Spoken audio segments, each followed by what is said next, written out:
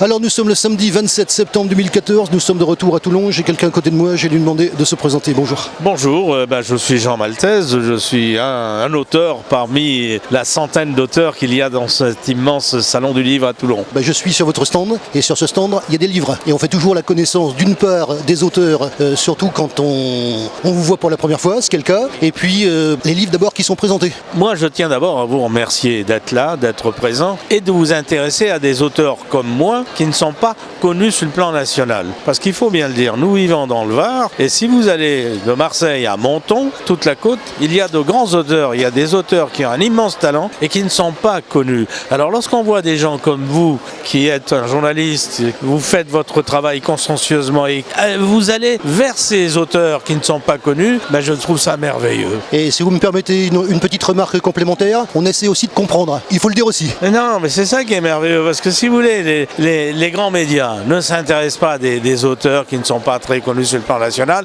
Alors évidemment, il y a des Frédéric Becbédé, il y a Amélie Nothomb, il y a les Drucker, il y a tous ces gens-là, mais ces gens-là n'ont pas besoin des salons comme le nôtre. Ces gens-là, ils vendent des millions de livres à travers le monde et ils ont la chance d'être connus, alors que nous, nous sommes des auteurs, nous écrivons avec notre vécu, avec notre savoir et notre sang aussi par moment. Et voilà, c'est dur d'y arriver, mais on y arrive quand même. Écoutez, nous on va faire un sujet, puis on va faire en sorte que vous soyez un petit peu plus connu que ça. Les livres qui sont présentés d'abord.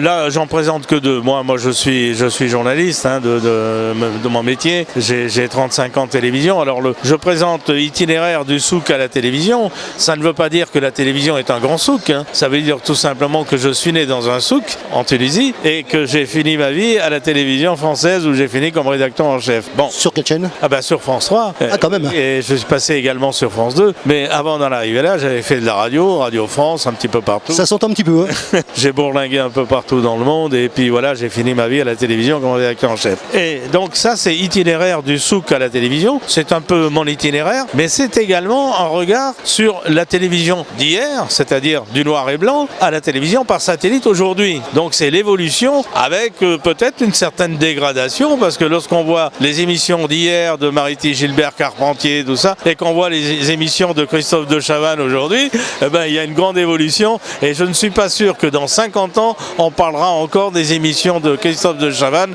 alors que des Mariti, Gilbert, Carpentier, on en parle encore. C'est la base du métier. Et voilà. C'est pas vous que je vais dire ça. Non, c'est pas. C'est peut-être pas gentil de le dire, mais je parle de Christophe de Chavannes qui est un ami personnel et que je suis ravi que ça marche très bien pour lui. Mais il est certain que ces émissions sont un petit peu légères. Une simple remarque. Mariti, Gilbert, Carpentier, lorsqu'il présentait une émission le samedi soir à la télé, à chaque fois, il y avait un décor nouveau, différent. Aujourd'hui, vous avez Michel Drucker qui fait son émission depuis 15-20 ans, c'est toujours le même décor, c'est pour vous dire. Bon. Et j'ai visité les plateaux télé, pas qu'en France. Et voilà. Donc vous voyez l'évolution. Mais c'est pas forcément une bonne évolution. Aujourd'hui, on est à l'ère du libertinage, des talk shows, tout ça, parce que c'est un peu racoleur. C'est malheureux, mais c'est mon point de vue. Alors, combien de livres au total? Là, je présente mon 6e livre, et puis il y en a un autre. On peut avoir les titres des premiers quand même? Le tout premier, c'était mes hors-d'œuvre avariés. C'était mes hors-d'œuvre avariés, non pas c'était pas sur la cuisine, c'était des petites histoires que je racontais, et on pouvait les mettre à toutes les sauces. C'est pour ça que j'avais... C'est le cas de dire. Un autre, il y a eu Joya. Joya, c'est l'histoire d'une jeune petite demoiselle qui s'appelait Joya, et c'est l'histoire de cette gamine née en Afrique qui a eu un destin un petit peu tumultueux. C'est son histoire. Après, il y a eu une histoire transversale. Après, il y a eu du souk à la télévision. Aujourd'hui, je présente Le Portefeuille. Alors, c'est un polar, comme je dis, c'est un polar de la pire espèce. C'est l'histoire d'un benet qui n'a jamais rien fait de sa vie, qui trouve un portefeuille. Et du jour où il trouve ce portefeuille, sa vie va complètement changer. Il va être pris en main par le propriétaire du portefeuille, parce qu'il va finir par retrouver son propriétaire. Il va lui remettre son portefeuille. Ce portefeuille appartient à un gros monsieur, un gros bonnet de la drogue, et il va en faire son souffre-douleur. Il va le prendre avec lui et il va le trouver tellement bené qu'il se dit finalement, avec ce type-là, je vais pouvoir passer toutes les frontières sans problème. Il va l'embaucher et puis évidemment, il va grandir, il va se développer, et puis il va finir par devenir plus important que le gros bonnet de la drogue. Il va finir par prendre sa place. C'est une histoire drôle. C'est écrit dans le style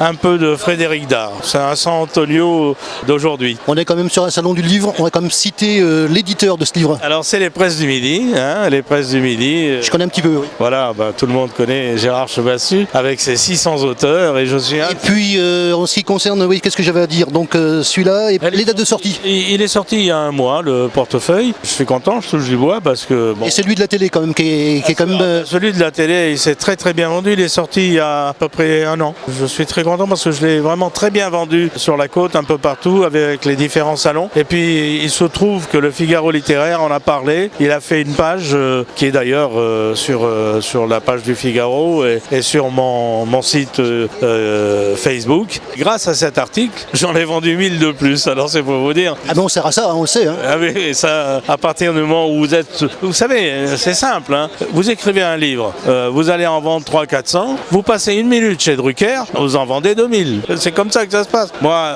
le Figaro littéraire a fait une page sur moi, très gentiment, je les remercie, mais ça m'a permis de vendre 1000 bouquins de plus.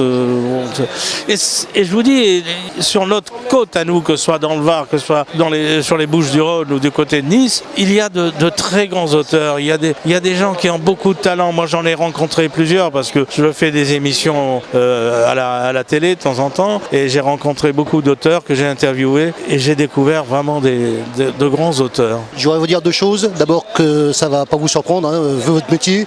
D'une part qu'on est là pour donner la parole, et puis en second lieu, et je vous l'ai dit donc avant qu'on commence l'interview, si possible aussi qu'on comprenne un petit peu avant ce dont on va parler avant l'interview. Oui, tout à fait, mais vous le faites très bien, donc je vous l'ai dit. On essaie de comprendre quelque chose surtout. Oui, c'est ça qui est le plus important. Donc du souk à la télévision, je vous dis, c'est le parcours d'un journaliste, c'est le parcours d'un garçon qui est parti de chez lui à l'âge de 15 ans, il habitait à Tunis dans un souk, il avait 15 ans, un jour il a pris sa valise, il est parti à Paris parce qu'il voulait devenir artiste, il voulait faire du cinéma, et puis il a fini à la télé. Et donc c'est son parcours, avec les embûches, avec les petits coups de pied en vache qu'on vous fait quand vous rentrez dans une rédaction, avec les jeunes qui vous poussent vers la porte lorsque vous commencez à prendre de l'âge, et puis avec la présentation des journaux télévisés.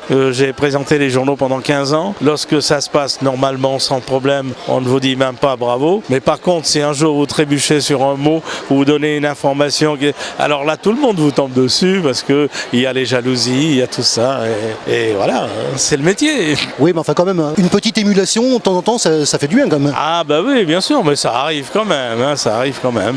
Voilà. Et puis quant au portefeuille, je vous ai dit, c'est l'histoire d'un bonnet qui trouve un portefeuille. C'est l'histoire d'un garçon qui est célibataire, il a 55 ans, un ancien magasinier au chômage, il vit avec sa mère, et il a toujours rêvé d'être quelqu'un, ce monsieur. Mais il n'a jamais rien fait de sa vie. Et puis le soir, avant de se coucher, avec sa mère, il regarde la télévision et il voit un film tous les soirs. Et la nuit, il rêve d'être le héros du film qu'il a vu. Jusqu'au jour où il lui arrive cette aventure. Nous sommes à la veille des fêtes de Noël. Il trouve un portefeuille dans un grand magasin. Ce portefeuille, il y a beaucoup de billets de banque. Il y a également un carnet d'adresses. Alors, il se dit, mais qu'est-ce que je vais faire? Je vais le donner à la police. Et puis il se dit, mais non, je vais l'amener chez le propriétaire. Et puis le propriétaire, il va peut-être me donner une prime. Et il va y aller, il va découvrir ce monsieur qui est un grand bonnet de la drogue. Alors on nage entre la drogue, la prostitution, les enlèvements, les assassinats, c'est toute la pègre de la mafia. On le retrouve dans ce portefeuille qui est une histoire plutôt drôle, marrante. D'ailleurs,